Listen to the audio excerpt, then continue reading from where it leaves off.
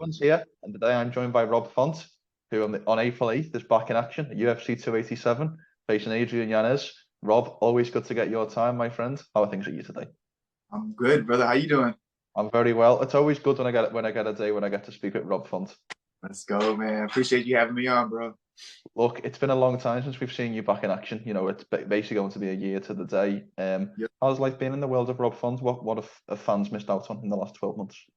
A little bit of change. Obviously, I just had a baby girl. We had December 6th, she was born. So just getting on track with that, trying to spend as much time as possible with her and obviously train all at the same time. But yeah, I mean, not much, just rested. Got a new addition to the family and got a big fight coming up. That's about it, really. Well, look, I'll talk about your daughter, Emerald Monroe, as you mentioned there, born in December. First and foremost, how much does having a baby in the world affect training camp? Because that's a lot of stress in terms of your sleep patterns and all of that. Yes and no. I got again, Kathy's an all-star. She's like, she's a champ, so she handles a lot of it. But I'm up pretty early, so I kind of like I get up and I'm like looking at her like, hey, wake up. Like, I want to kind of hang out with her before I leave. So it's kind of like I'm up early. I kind of like take care of business in the morning, and then Kathy wakes up and handles everything else from there. By the time I get back from my first session, she's kind of hanging out, knocked out. And I'll just hang out, chill with her, take a nap with her, and then I'm back on the road to training. And then again, usually when I get home, she's sleeping, so I'm trying to wake her up and trying to hang out as much as possible. So it hasn't really affected me like that. I figured it would, but it hasn't. And again, if it was like I have extra room here that I can just go downstairs, basically come down here, knock out, and and kind of get my mind right and get focused. No, that's great. Does it add any extra motivation to you at all? I mean, obviously you were extremely motivated prior to it being in the world, but does it add anything or change anything in that way? 100%. There's more of like a sense of urgency for sure. There's more of a sense of urgency. There's more, obviously, there's more that I'm fighting for, and yeah, there's just a constant like go type feel that I have now. That it's kind of like, all right, let's get it done, get the quality reps in, and then get home and just hang out with her, and just watch her grow. Well, obviously a little bit different on April 8th because you'll be hanging out with a different type of person, and that'll be Adrian Yanez in the octagon. Give me your scouting report on Yanez. What have you seen so far? What do you think he does well?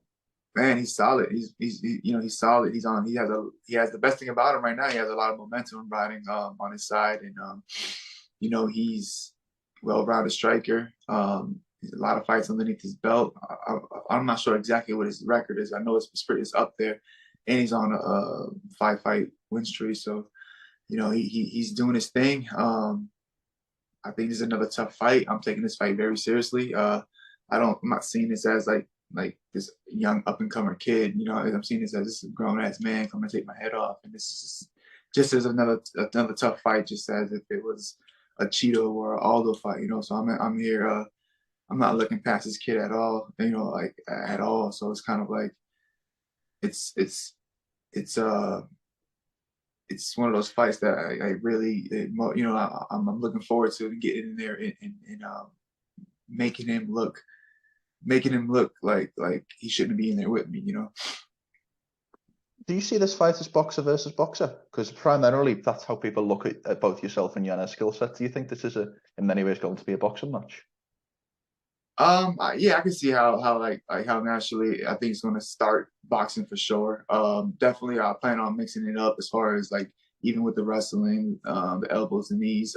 But it all starts with start with the hands, and I think our styles naturally, like we're going to stand there and trade for a few. 100%. Do you think you and Calvin are unfairly labeled as boxers? And I mean, I know Calvin brought that best boxer in the UFC thing about in the Holloway fight, but do you think it's unfair? Because when you actually watch you guys on tape, there's a lot of elbows, there's a lot of knees, and obviously there's a lot of groundwork in many aspects.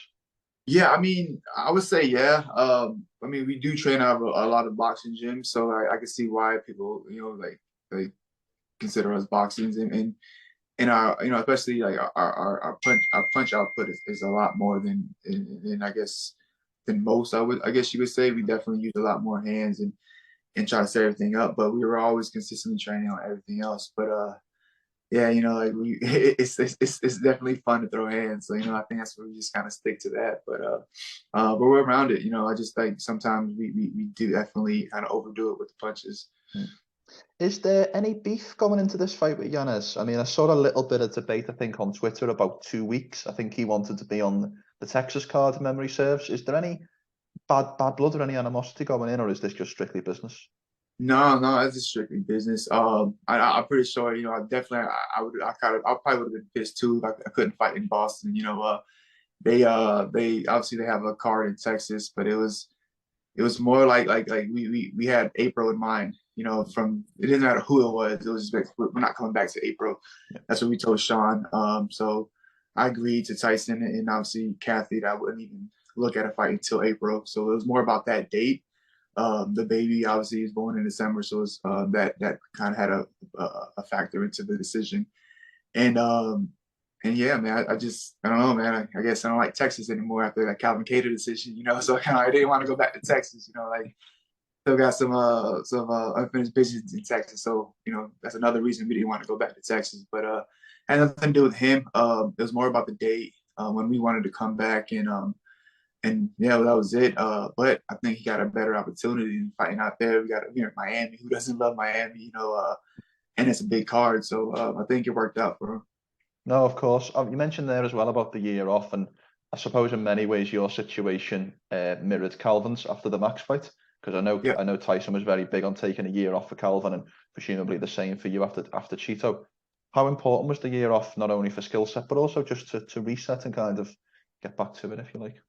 Yeah. I think it's important. I think like you go into a fight and you get rocked that many times. I'd say I didn't go out, but I was going in and out, as far as like getting hit as many times. So I think it's just safety. Definitely need to break, let my face heal up and just enjoy just not being in camp, and I feel good. I feel refreshed. And I'm excited to get back. I got that itch again. I'm like trying not to overtrain, because I'm like, all right, let's do this, let's do that, and I'm just, I'm like, I feel like a little kid again, ready to go back to the playground for the first time because the weather's nice. 100%. Look, you're my boy, so I'm going to say this, and I don't want you to take any disrespect when I say this, but in the Cheeto fight, there was kind of a tendency that you would get kind of hit with a big shot at the end of rounds and in the last Yeah, 30 seconds to a minute. I yeah. don't know if you picked up on that pattern, and I don't mean any disrespect when I say that, of course, but have you been working in camping to somehow mitigate that? Or was that a pattern that you saw previously? Can you talk to me a little bit about that It tendency? sucks because I think I even did that in the Aldo fight. I was winning, I believe, the first two rounds in the last, if I'm not mistaken, like the last like couple of seconds or Mhm. last 30 seconds of the second round, I got clipped. Yeah, I think obviously just being more efficient with the footwork. Little technical difficulty there, but Rob, we were talking about your tendency, particularly in the Cheeto fight, to absorb damage at the late end of rounds. Can you talk to me a little bit about that? Yeah, so it sucked, man, because like I was winning the rounds and in like the last 30 seconds I would get clipped or something. It's just being in better positions, all the time. It's kind of like as we've been working on, obviously keeping defense tight, keeping the hands up and not letting any little stupid shots kind of slip in, but yeah, it's unfortunate because like I was winning those rounds, outpointing them, and then he would kind of like steal it at the last second with some damage, and he was still the round slash still the fight. 100%. Because in many ways, both the Aldo and the Vera fight, they were great performances by you in terms of the damage you were able to inflict. It was just that you absorbed damage at the end of rounds and would kind of lose it on the judges' scorecards over the 25 minutes. If it was Yeah, a street fight, you probably win in yeah, many yeah. ways. Yeah, it's weird. I have a lot like it's tough because like like obviously I threw like I think in Cheeto fight I think I broke my own record for amount of punches that I've thrown on a loss. So it's kind of like it sucks. It's like, oh man, like the volume was up. Obviously, the accuracy and the power wasn't there, but the volume was there, and I was hurt. So it's kind of like it showed that like okay, like it was still winnable. The fight was still winnable. It just those like that last little bit of like damage or those big shots. You know, like he just took advantage of them. And, you know, shouts out to him. 100%. And I suppose in many ways there's a difference between Aldo and Vera in terms of where they were in the division related to you. I think they were 1 or 2 near to you in the rankings. I think you were 5, Vera was 7. Yanez has just got into the top 15. So I know you said earlier that there's no difference. I'm taking this as, you know, an adult. I'm not taking him as a young up and comer. But is there anything different in terms of this guy coming to take your place in the division? Yeah, I mean, it's like definitely, you know, you know, I don't gain that much from winning this fight, you know, but you know, I'm in no position to really be worrying about rankings and all that type of stuff. Like I got to get back on a win streak, you know, that's 2 in a row. You know, I haven't done 2 in a row, you know, so it's like it's more about getting on the win streak. And you know, it's one of those things where like you know, give the kid a shot. He's on fire, you know, he's doing his thing. So it's like, yeah, why not? And it's exciting, the big card.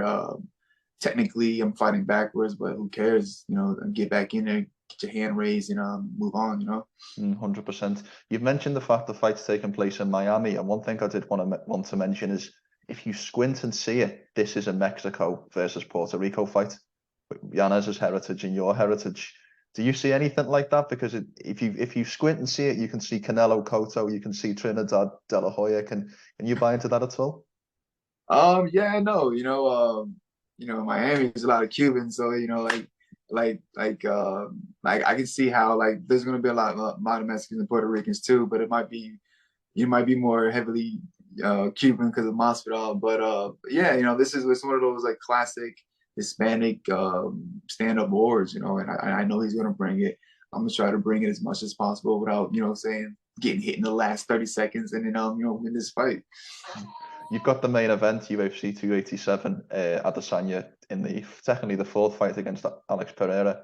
It's such a strange trilogy. We're now going into the 4th fight. Who do you favour to take the fourth of these fights? I think I believe Izzy could pull it off. It's just like it's more how long he hangs out on that cage and puts his back against the cage. I think, you know, like if he can kind of like stick and move like he always does, I think he can squeak away with that decision. 100%. Obviously, we look at your division. It's a little bit wide open at the moment. I mean, there's rumours of the champ fighting Henry Cejudo in his comeback, but there's also O'Malley, and we have Sandhagen and Vera next month. Who do you think's next for Aljamain Sterling and the Bantamweight Championship? And is he so is he still injured? Is that still like the situation that he's like getting surgery? I believe the rumor is he'll be back in action in May or June. May or June. So, and are they and they're doing the Henry Cejudo O'Malley fight? Is that's what's going on? I don't know. I'm asking your opinion. Who do you think should be next for Aljamain Sterling? I mean, I think the winner of Chito and Sandhagen, but I can see how it could be fun to see Henry get in there and fight Aljamain and obviously O'Malley as well. But I believe deservingly, I would say probably give the winner of the Chito and Sandhagen fight. Can I ask, as a top ranked bantamweight and as someone who could be impacted by this decision, if Henry comes back and gets a title fight in the very next fight, how does that like kind of make you as a guy who's in the trenches fighting all these other killers? How does that make you feel? I mean, it's the UFC business. That's just what happens, you know. Like I'm not gonna take it personally. Obviously, it sucks, but it's just that's the way it grows, you know. Like you know, he it's not like he wasn't the champ, so like I guess, you know, like you can look at it and be like, all right, he didn't lose the belt. He walked away when he wanted to. But yeah, no, it's just the way the UFC is, you know. You kind of like just shut up and deal with it, you know. In many ways as well, we've got in 2 weeks' time the return of the king in terms of Jon Jones making his comeback against cirylgane. I've got to ask, because it's just such a tantalising fight. Who do you favour? Do you think Jon can get it done and become champ?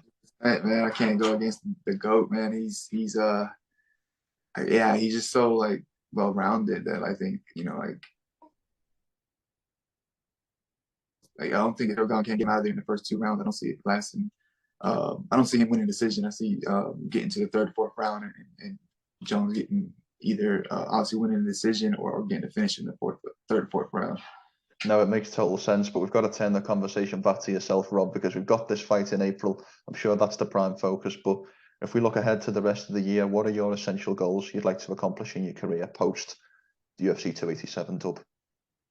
Then I just, obviously get back to the gym, get ready for the next one. I got to get back into this conversation. I think a big win over Adrian Yanez, a big finish over him, reminds everybody. But I need to get back in there, get another key win. So it's just back to getting better, getting on the win streak, and keeping my head down and just grinding. You said the word there about reminding people. Is this a Roy Jones Jr. type you almost have forgot moment? Yeah, I believe so. It's gonna be one of those Roy Jones.